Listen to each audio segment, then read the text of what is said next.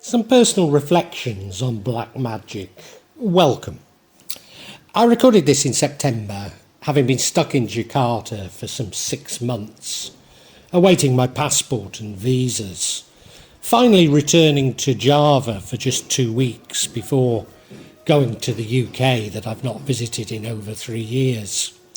Much has changed in those 6 months, not least in terms of my understanding of the black magic that my family and I have endured for over 12 years. At last we appear to be overcoming the effects of the black magic and firmly feel that the tide is turning. So I wanted to share with you some of my latest thoughts.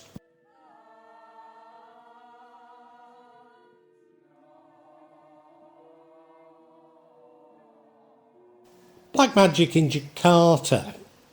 As I say, I've been a victim of black magic for some 12 years. Ever since I bought a home in Jakarta, accumulated in my wife losing her mind some 5 years ago. And, well, to all but me, she has completely recovered, and she has almost completely. And nevertheless, around that time, my wife, my youngest stepdaughter and I all believed that we were going to die and were overtaken by pessimism.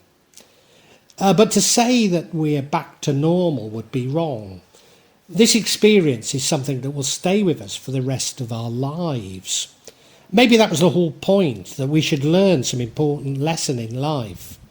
Having said that, although I have learned such enormous things, it's not a lesson that I would wish on any of you. It slowly became apparent to us that our neighbours on either side of our house in Jakarta were using black magic to harm us.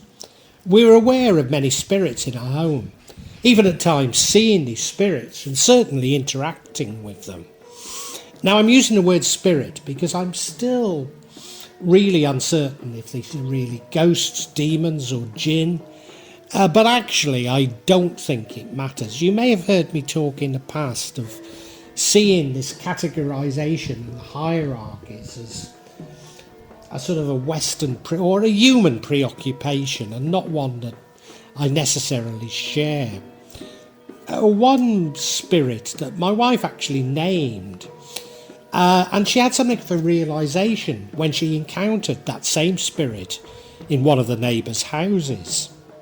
Indeed, when visiting the neighbour to give them some gifts that she'd brought for them from the UK, he emerged from upstairs with this spirit behind him.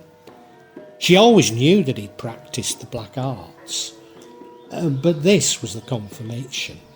Indeed, he'd planted a tree on the wall in his home that he'd built for himself, which he later copied onto one of our walls. And this was next to a sacrificed blackbird or Ayam Cemani that we found on our roof. The maggots from its corpse had been dropping into our bathroom. Whilst our neighbours on the other side sleeps in a graveyard to become possessed by spirits, he coughs these spirits out towards our home, sometimes spending 24 hours sitting outside our home doing so, often for days and days on end. To an extent, this neighbour's motivation is more explicit. You see, we live in his wife's family home, which, despite having been sold long ago to previous owners by her family, he still seems to believe that it belongs to him. I think it's also tied up to the fact that I'm a foreigner and I have no right to property belonging to Indonesian people. But despite paying for the home, I don't actually own it, as such attitudes are enshrined with Indonesian law, and I'm not allowed to own it. But my Indonesian family are, and do. As the Dutch colonists left their homes in Indonesia, it was common for their Indonesian neighbours to simply claim them. And again, this was ultimately ratified by Indonesian law. When we all became very ill in Jakarta, we fled to another home that I'd built in my wife's village in Java. But of course, like the house in Jakarta, I personally don't own it.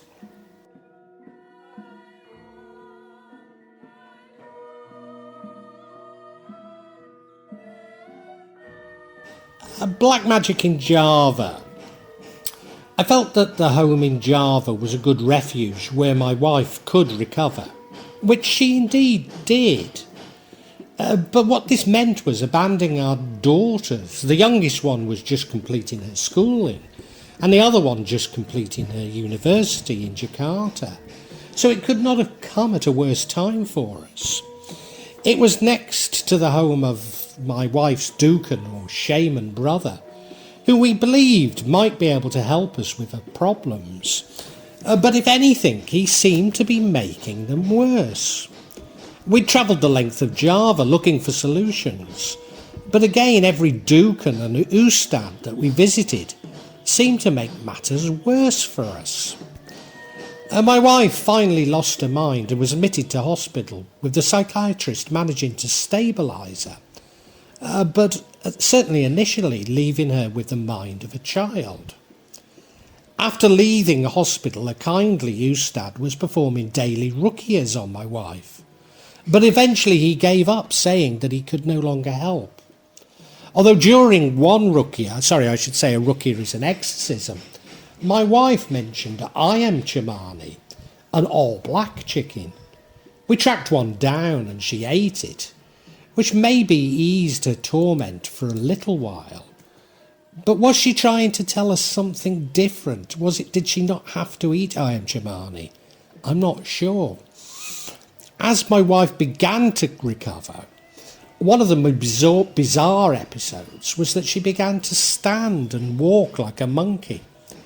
Even more bizarre was when, some 2 years later, the Dukun brother appeared to be doing exactly the same thing.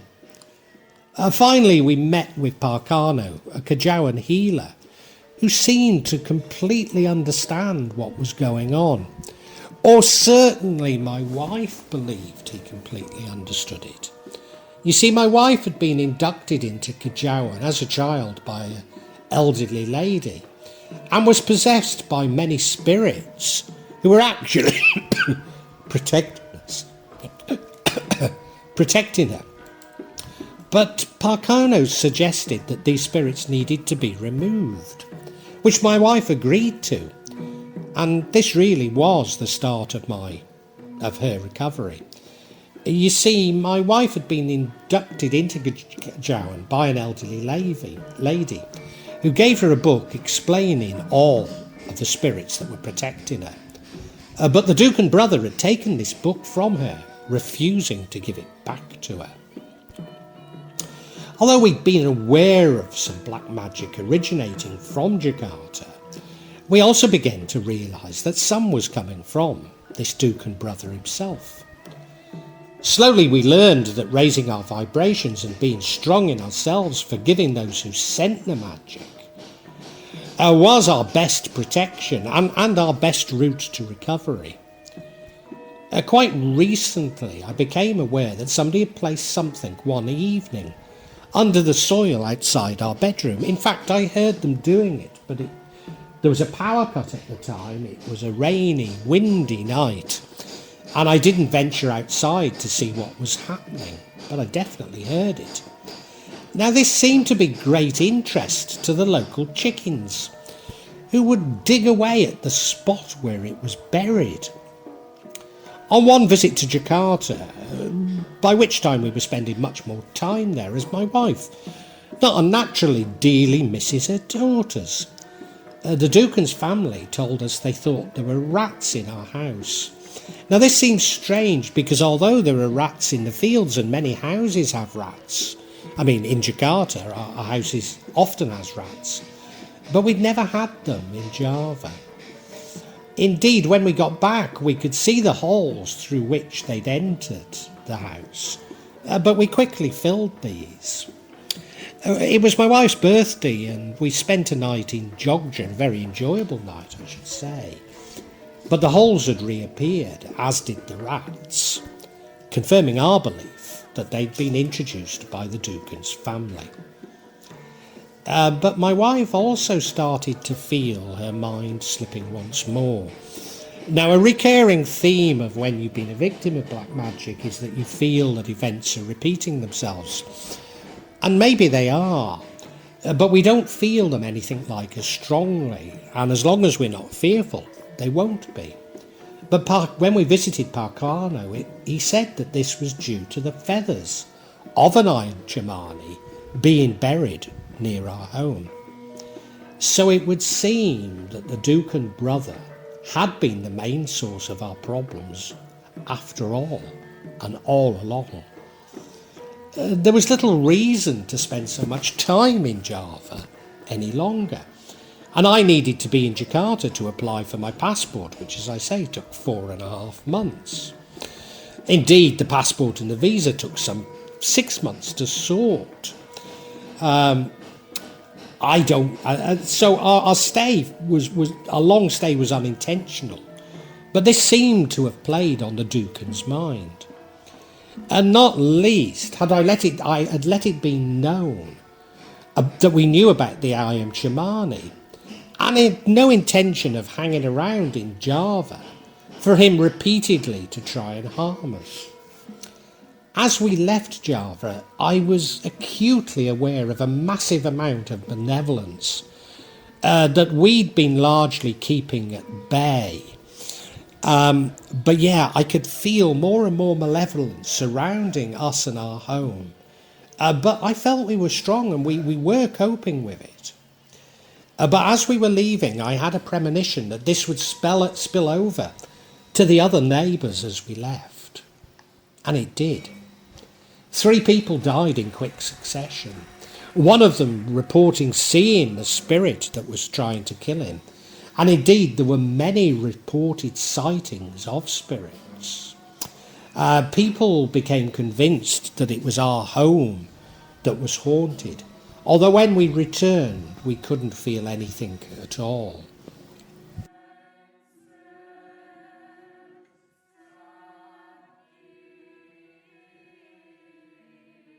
Living with black magic. Back in Jakarta, it was apparent that whilst the neighbours had not given up on trying to harm us, their spells were hardly working. Moreover, it seemed that the other neighbours were all too aware of this. The power of our immediate neighbours was waning, and the other neighbours seemed no longer in fear of them. Indeed, we seemed to be something of heroes. After all, a village girl and a foreigner seemed to have got the better of these dark magicians. For some time, I've believed that magic's all about will. Think of us as all being connected via a network, which some use to send malevolence to others. But if we're strong, we can put up barriers towards this. This strength comes from our higher vibration, which can only be raised through love and forgiveness, and not seeking revenge, which is, of course, our immediate reaction. Many say that black magic cannot affect the pure of heart, and that spells return to the sender. Call it karma if you like. What I do know is that black magic exploits fear, and that we're only fearful of our own shadow or shadow self. In other words, we're fearful of what we ourselves might do, and extrapolate that onto others. The universe seeks balance and takes the route of least resistance.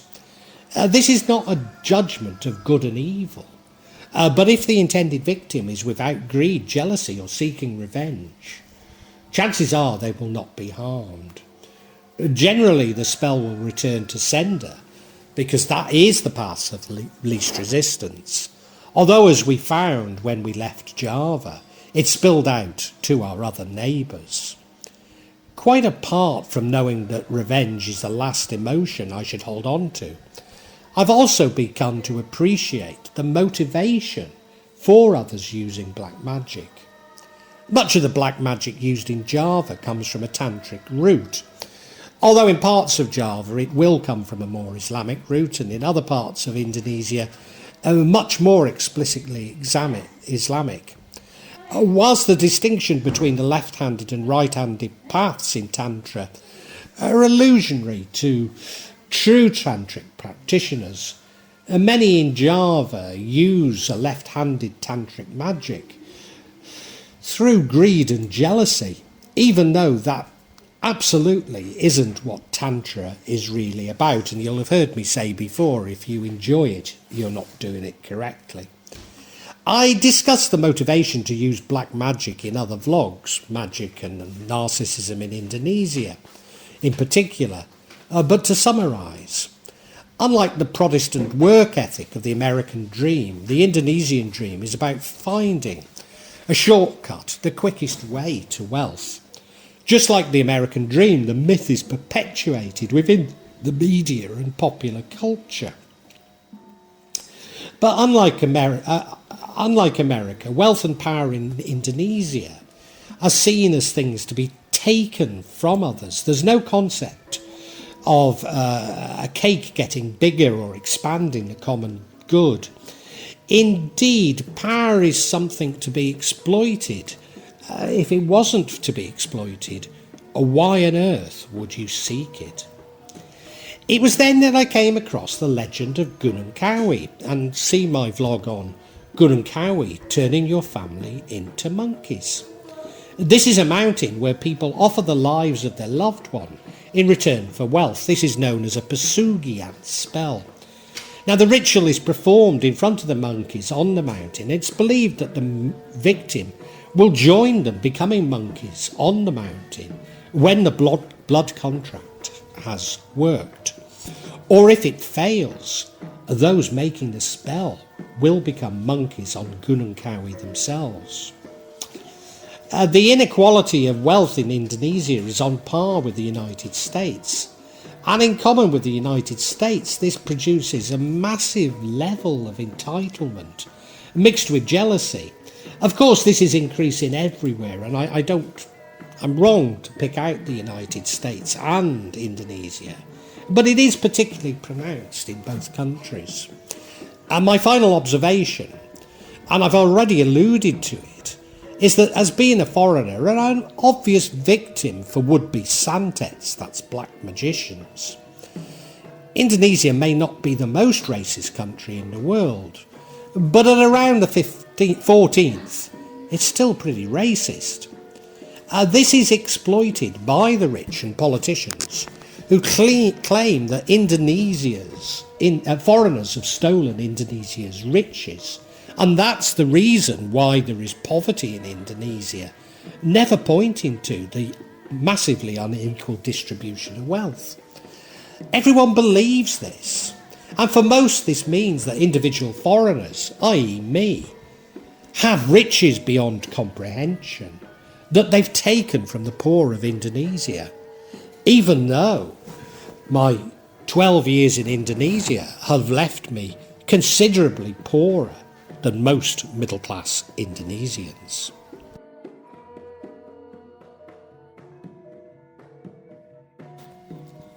Co-creating our reality.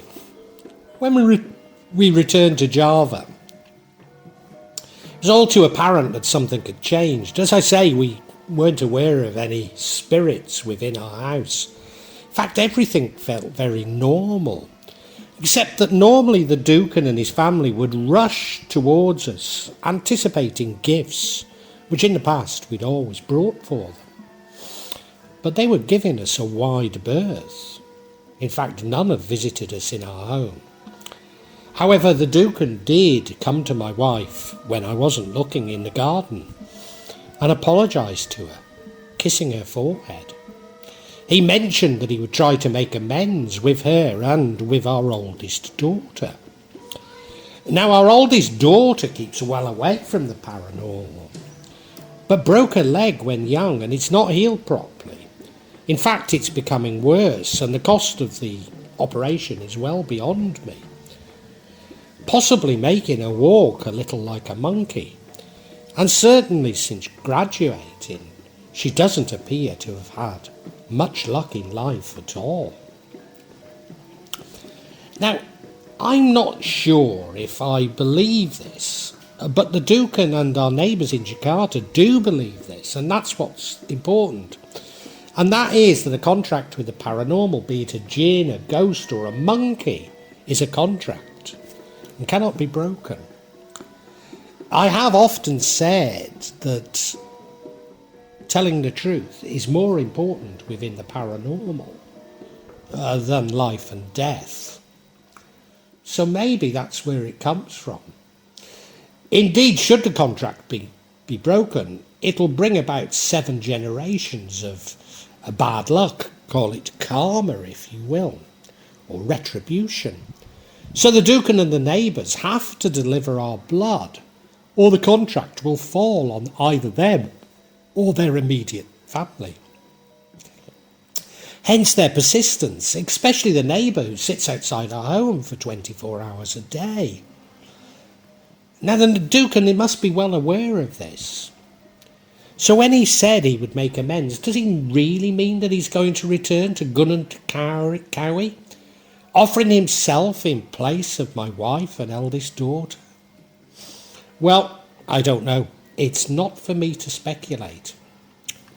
Now, it will seem to you that I've completely forsaken my Western scientific training and now am totally given to the paranormal. But this is only partially correct. I do understand that we can never fully understand God's creation. So every time I arrive at a plausible explanation for what's happened, a paranormal explanation confronts me. Indeed, it slaps me straight in the face. You see, I do believe that we co-create our reality with God. So all these events are really a reflection of our own shadow self. When I can fully escape this shadow, I'll no longer be so troubled. Indeed, I'm having a conversation with somebody at the moment about the nature of magic, and he's coming at it from a pure Muslim point of view, and I'm coming at it from Gajawan. But I believe that magic, and particularly black magic, is there, just like science, money and power, as a test from God to us. And if we abuse it, then we will be punished, but probably only in the way that I talk of the universe seeking balance. Nevertheless, I think I think it's useful to understand that although I'm talking about magic, the same would be true of science. The same is true of everything. It's about how much we try and control the universe, what God has created and what God has destined, rather than simply submitting to it. And now I promise that all that I've described really has happened to me in what most of you would call reality. Now, I'm a bit circumspect about what reality is now, given that I say we co-create it with God, but these things have happened. I'm not making any of it up. But what if this reality is merely a construct of my own consciousness, which I do believe it is? Yes, greed, jealousy and fear do exist. And indeed, that's the point I say about magic being a test for us. Do we use it for fear, jealousy, greed? But I may only fight these in my experience by removing them from myself. So it's not for me to judge others, as that really is God's prerogative.